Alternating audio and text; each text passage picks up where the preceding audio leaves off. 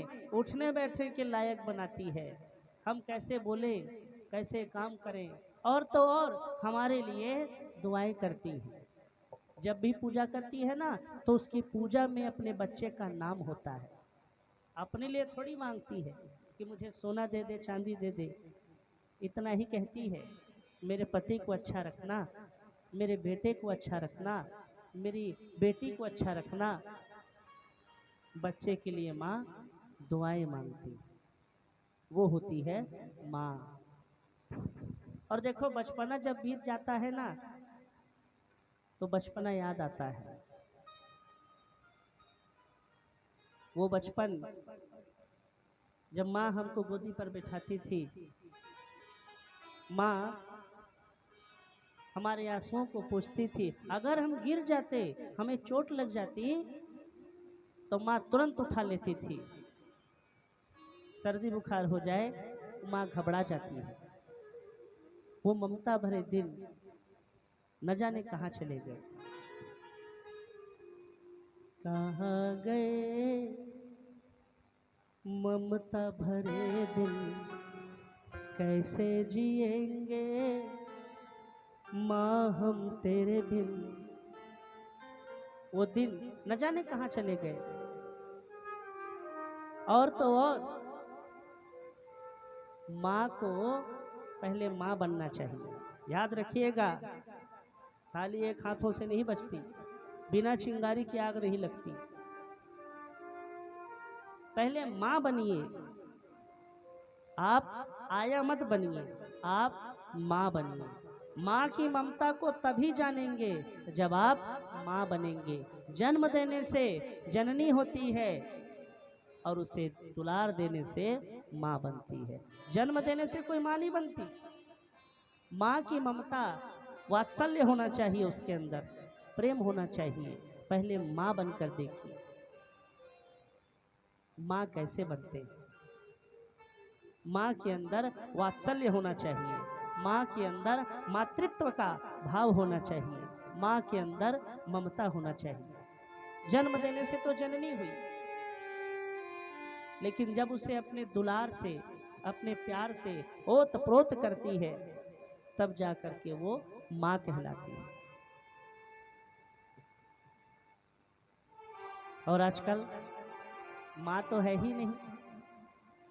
माँ को तो लोग भूल गए हैं। सीधा शॉर्ट एंड स्वीट मम्मी, बाबूजी, कितना सुंदर नाम है, अच्छा लगता है बोलने से। बाबूजी, पिताजी नहीं बोलते, पापा। एक होता है पापी, और जो छोटा होता है ना, उसको कहते हैं पापा। हाय डैड, कैसे हैं आप? कुछ ज्यादा ही पढ़ लिख लिया तो न पापा कहा, न बाबूजी कहा, न पिताजी कहा, सीधा हाय डैड पहले ही मार दिया। डैड,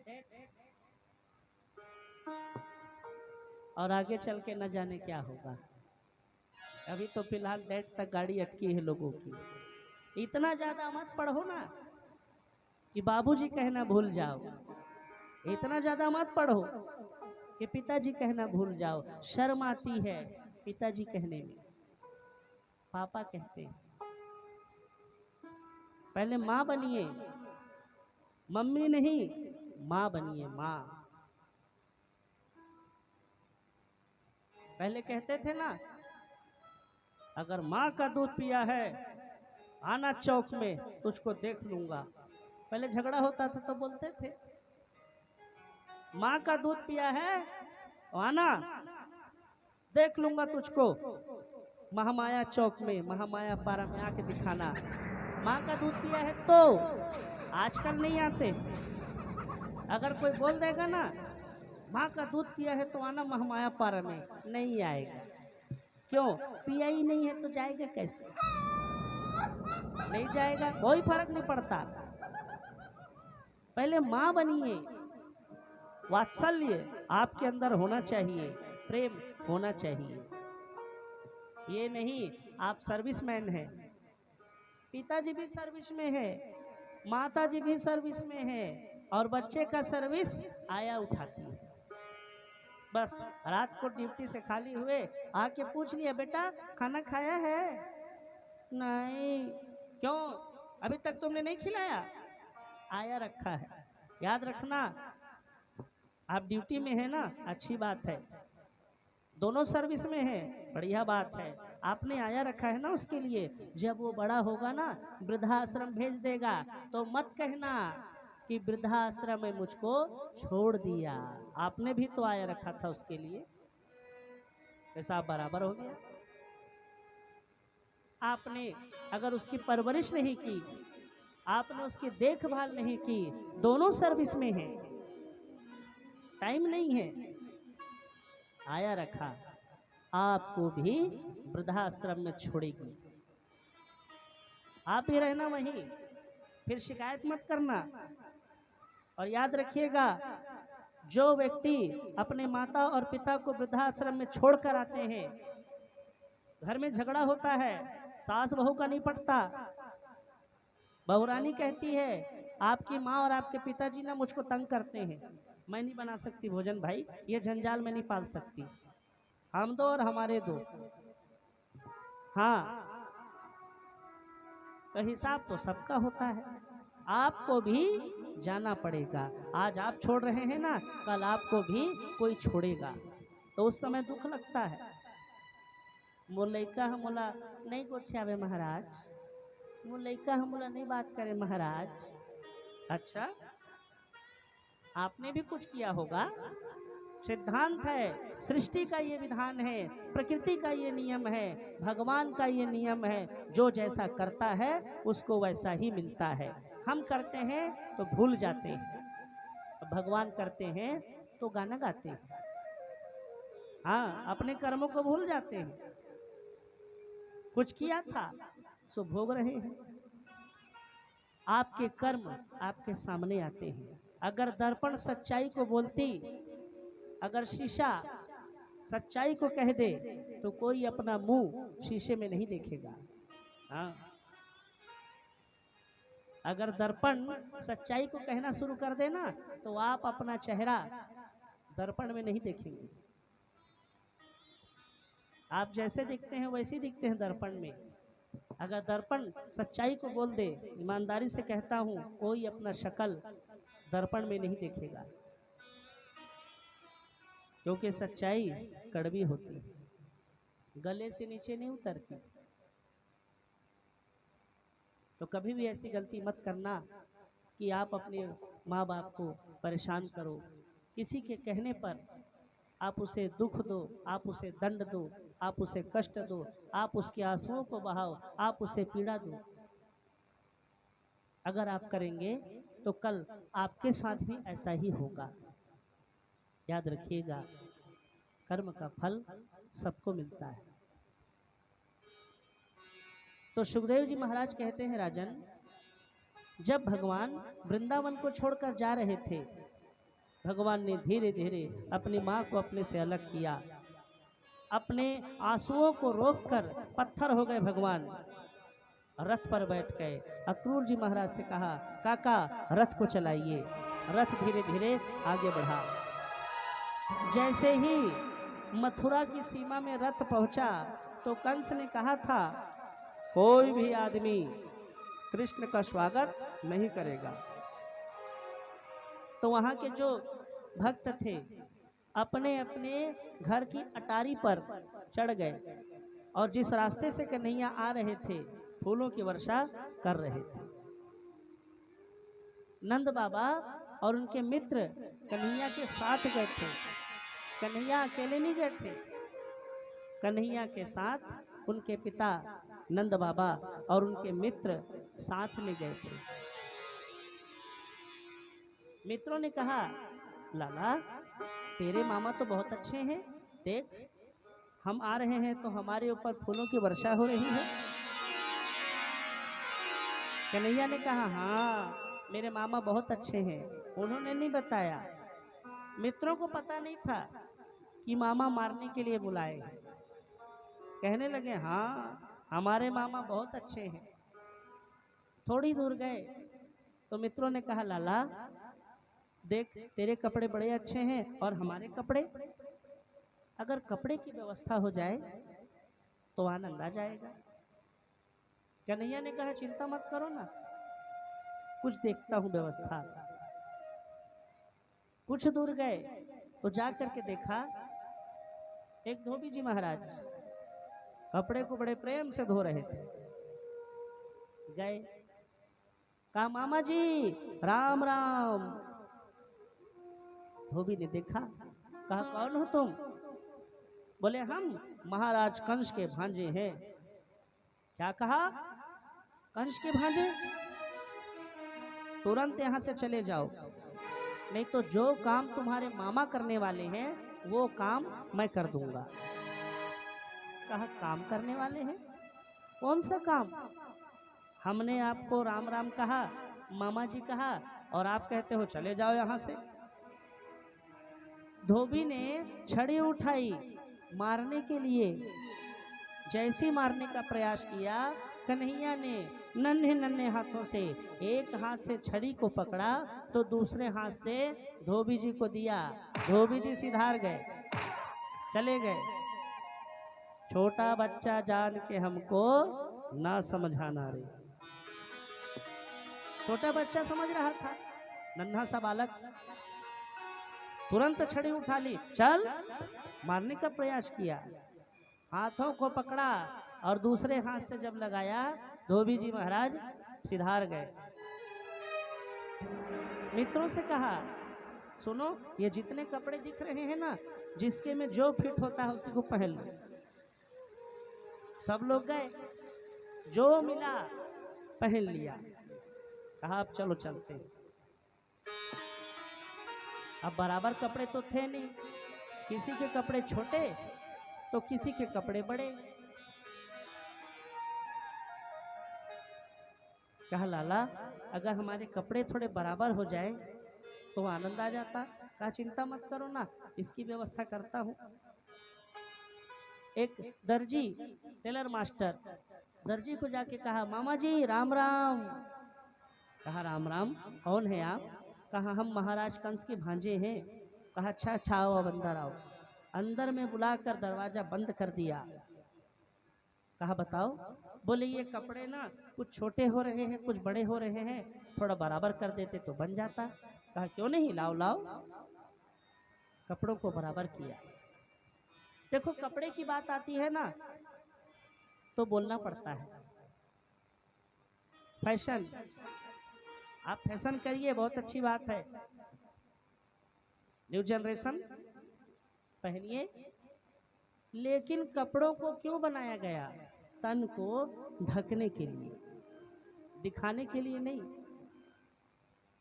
कपड़े का सही उपयोग करिए। तो ऐसा ऐसा कपड़ा खरीद के लाएंगे कि सब राधे राधे। यहाँ फटा है, यहाँ फटा है, यहाँ फटा है, और आप कहेंगे ना कि क्या पहन के आ गए हो? अरे महाराज आप क्या जानोगे, 1500 का है, आरंग से खरीदा था, 1500 का। फटे हुए कपड़े को पहनना ये कहाँ की बुद्धिमानी है? मेरी नजर में जो व्यक्ति पढ़ा लिखा है, ये मेरी अपनी फिलोसॉफी है, ये मेरी अपनी सोच है, जो व्यक्ति पढ़ा लिखा है उसे कपड़े पहनने का अगर होश नहीं, फटे हुए वस्त्रों को पहनता है और फैशन का नाम देता है, तो मेरी नजर में तो वो मूर्ख है। और एक अनपढ़ आदमी अगर तरीके से कपड़ा पहनता है, साधारण मनुष्य के जैसे रहता है, तो किसी पढ़े लिखे से कम नहीं। ऐसे ज्ञान का क्या अचार डालेंगे? MA BA लिए दिए पास, बन गए, बड़े बड़े डिग्री लेके आ गए, होश नहीं कि कपड़ा कैसे पहने, पता नहीं कि ब्राह्मण से कैसे बात करें, पता नहीं कि संतों को कैसे प्रणाम करें, पता नहीं कि राम कौन है, कृष्ण कौन है। तो ऐसी पढ़ाई का क्या करेंगे आप? कुछ नहीं आता उसको इसके सिवा। कपड़ा पहनिए, आपका धन, लेकिन हिसाब से तन को ढक के रखिए। या तो इतना बड़ा कपड़ा पहनते हैं, मैंने देखा है, या तो पहनेंगे एकदम बड़ा या पहनेंगे एकदम छोटा, सांस लेना मुश्किल हो जाता है, ऐसा लगता है दमा की बीमारी हो गई है इसको, हाँ फरते रहते हैं। या तो पहनेंगे एकदम बड़ा, 4 बार आंगन में घुमा दो, झाड़ू लगाने की जरूरत नहीं पड़ेगी, इधर से उधर घुमा देना, जितना कचरा है ना सब साफ हो जाएगा। और या तो इतना छोटा पहनेंगे कि ऐसा लगता है हार्ट अटैक में मर जाएगा ये कहाँ की इंसानियत है, कहाँ की बुद्धिमानी है। और तो और पुरुष भी कोई कम नहीं, देखो बोलना पड़ता है, ये फैशन की बात आती है तो बोलना पड़ता है। पुरुष भी कोई कम नहीं है, फटा कपड़ा तो दोनों पहनते हैं, लेकिन जहां पर दाढ़ी मूछ की बात आती है वहां तो पुरुष ही है, कम नहीं। हाँ, ऐसे बाल को कटवाएंगे मानो बर्रैया चर दिया है। हाँ, पूरा एकदम साफ, भारत का नक्शा उनके सिर पर होता है। ये दाढ़ी रखेंगे बाबा जी के जैसे, या तो रखेंगे ही नहीं, या तो फिर छोटा सा ठुक्कू टाइप का यहाँ पर, समझ में नहीं आता ये कौन सा फैशन है। आप रूप भोजन पर रूप श्रृंगार, आप श्रृंगार करते हैं ना तो मनुष्य के जैसे दिखे, अपने आप को दर्पण में देख लेना, आदमी के जैसा दिख रहा हूं कि नहीं।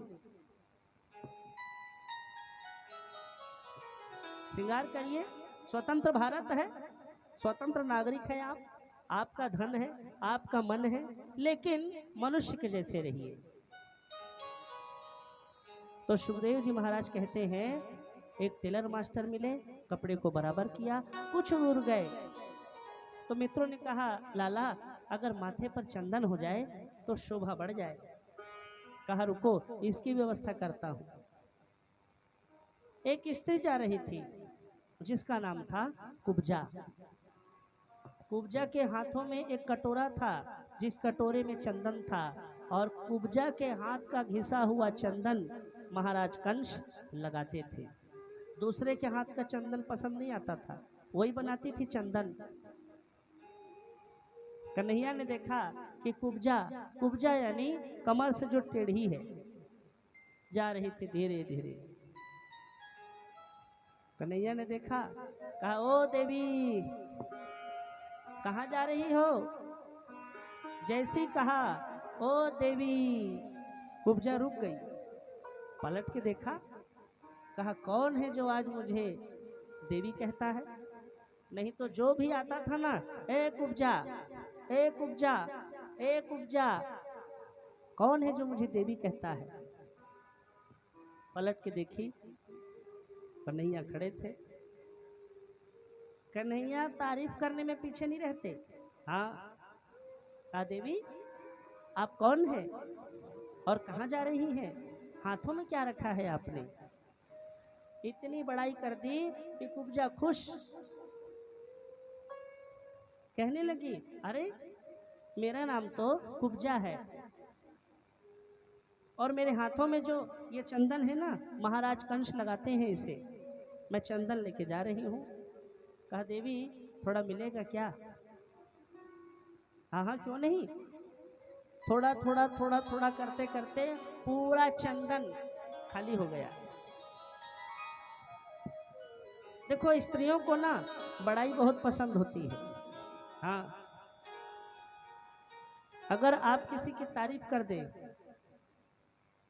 बहुत खुश हो जाते हैं। वो भले उस समय आपको बोल देंगे, आप किसी को कहेंगे ना आज क्या बात है, आप बहुत सज धज के आए हैं, अच्छे दिख रहे हैं, तो आपको कहेगी अरे नहीं जल्दीबाजी में आ गए थे। और घर में जाएगी ना तो दर्पण के सामने खड़े हो जाएगी और कहेगी नहीं, अच्छी तो वैसे मैं लग रही हूँ, इसीलिए तारीफ किया है। बड़ाई बहुत पसंद है। भले आपके सामने कहेगी अरे नहीं जल्दी जल्दी में आ गए, 4 बजे भागवत शुरू हुआ ना तो जल्दी जल्दी आ गए, लेकिन मन प्रसन्न रहेगा। तो सुखदेव जी महाराज कहते हैं, राजन भगवान ने कुब्जा से चंदन मांगा अपने माथे पर, और जितने भी गोप ग्वाले थे सबके माथे पर उन्होंने चंदन लगाया। और जब भगवान चंदन लगाते थे ना तो मुस्कुराते थे मंद मंद। भगवान की पहचान है उनकी मुस्कुराहट, उनकी हंसी उनकी पहचान है, हंसते थे। इसीलिए भागवत में कहा जाता है कि आप मुस्कुराते हुए भगवान की कथा का श्रवण करिए, हमेशा मुस्कुराते रहिए। तभी तो किसी भक्त ने कहा कि तेरी मंद मंद मुस्कनिया, हो तेरी मंद मंद मुस्कनिया, भगवान की मंद मंद मुस्कान। भक्त भगवान को देखकर कहता है, प्रभु हो तेरी मंद मंद मुस्कनिया, तेरी मंद मंद मुस्कनिया, तेरी मंद मंद मुस्कनिया पे, तेरी मंद मंद मुस्कनिया पे बलिहार शावरे, बलिहार शावरे, बलिहार सावरे, बलिहार शावरे। तेरी मंद मंद मुस्कनिया, तेरी मंद मंद मुस्कनिया पे, तेरी मंद मंद मुस्कनिया, तेरी मंद मंद मुस्कनिया पे बलिहार सावरे, बलिहार सावरे, बलिहार सावरे, बलिहार सावरे। देखो आप एक बात बताओ, आपसे मैं एक प्रश्न पूछता हूँ। मान लो थोड़ी देर के लिए अगर भगवान सही में आ गए, थोड़ी देर के लिए ऐसे खड़े हो जाएंगे यहाँ के ऊपर में, अब बंसी को लेके खड़े हो जाएंगे और आपसे कहेंगे कि अगर मैं एक बार मुस्कुराऊंगा, अगर मैं एक बार मुस्कुराऊंगा तो क्या अपना सब कुछ आप भगवान को दे देंगे? प्रश्न को ध्यान से सुनिएगा। अगर मान लो भगवान यहाँ आ गए और भगवान आके कहते हैं मैं एक बार मुस्कुराऊंगा, लेकिन मेरी एक मुस्कुराहट की कीमत आपकी सारी संपत्ति होगी, तो कौन कौन अपना सब कुछ देने को तैयार हो? कोई है? ऐसे हमर जजमान का हाथ सीटों में थोड़ी मांग ली। मान लो भगवान आए, कहेंगे सब कुछ चाहिए, एक बार मुस्कुराऊंगा, तो सब कुछ दे दोगे? आधे लोगों के दिमाग में टेंशन हो गया है, महाराज है सही मत तो नहीं संकल्प करवा ली राजा बलि का। देखो भगवान को हम मुस्कुराहट दे सकते हैं, भगवान हमसे कुछ नहीं मांगते। अरे वो क्या लेंगे के जिसने हमें दिया है? समुद्र से एक बाल्टी पानी निकालने से समुद्र सूख नहीं जाता, वो समुद्र है और हम बाल्टी हैं, वो समुद्र है। आप भगवान से कह सकते हैं लाला आ तो सही, कन्हैया मुस्कुरा तो सही, अरे एक बार आ तो सही, मुस्कुरा तो सही, अगर ये जीवन तेरे नाम न कर दूं तो कहना, आ तो सही। अरे तू धन की बात करता है, तन मन धन, तू आ तो सही, मुस्कुरा तो सही, तेरी एक मुस्कुराहट पर जीवन को न वार दूं तो कहना, आ तो सही। तो आइए भगवान को कहते हैं प्रभु तेरी एक मुस्कुराहट पर अपना जीवन हम समर्पित करते हैं। लाला आ तो सही, कान्हा आ तो सही, आकर मुस्कुरा तो सही। तेरी मंद मंद मुस्कनिया, तेरी मंद मंद मुस्कनिया पे, तेरी मंद मंद मुस्कनिया पे, तेरी मंद मंद मुस्कनिया पे, बलिहार सावरे, बलिहार सावरे, बलिहार सावरे, बलिहार सावरे। तेरी प्यारी प्यारी सूरतिया, तेरी प्यारी प्यारी सूरतिया पे, तेरी प्यारी प्यारी सूरतिया पे, तेरी प्यारी प्यारी सूरतिया पे, बलिहार सावरे, बलिहार सावरे, बलिहार सावरे, बलिहार सावरे, बलिहार सावरे, बलिहार सावरे। बोलिए वृंदावन बिहारी लाल की जय, मोर मुकुट बंशी वाले की जय। जय। तो भगवान ने चंदन लगाया, प्यारी सी मुस्कान दी। जब महाराज कंस को पता चला कि कृष्ण का आगमन यहाँ हो चुका है, कुब्जा जब गई, कंस ने पूछा क्यों कुब्जा, आज चंदन नहीं लाई? कहा महाराज मैं तो चंदन लेकर आ रही थी, लेकिन रास्ते में एक बालक मिला। कहा बालक कौन था वो? बोले उसके माथे पर ना मोर मुकुट था। कहा अच्छा, और उसने कमर में बांसुरी खोची थी, माथे पर तिलक था, प्यारी प्यारी मुस्कान थी। जैसे कहा कि माथे पर मोर मुकुट था, नारद जी की बात याद आ गई।